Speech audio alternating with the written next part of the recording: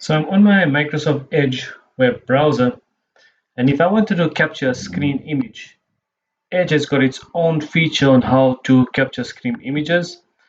Here I am on a web page, and if I wanted to capture an image or a screen capture of the text, all I do is I press Control Shift S, which is the shortcut key for screen capture or capture area, and then I can go and I can select whichever area I want to, and I can copy that. If I go again and I press Control Shift S, what I can do is I can copy that area, and if I click on Markup Capture, it'll then open up the drawing tools, and I can go and select whatever pen color I wanted, and then I can add some lines to my screen capture. I can obviously go in and I can increase the brush size and make whatever markings I wanted to, and erase it if I didn't need it. And I can save this. It will download to my downloads folder, and then I can go and add it to my collections as well if I wanted to.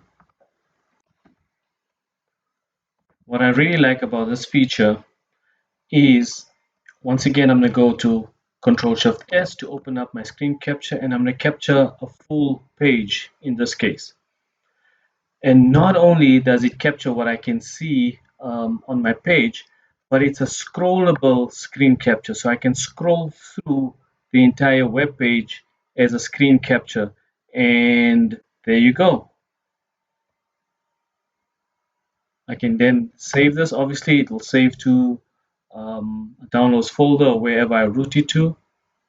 And then I can go and I can add this to my collections. Say, for example, I want to add it to my food collection. I can go and I can add that screen capture directly to my collections. If you want to know more about collections, please check out my other videos. But this is a great feature on how to do a screen capture. If you want the screen capture to be permanently on your taskbar, just click on your settings icon from your ellipsis. Click on settings, go to appearance, and if you scroll down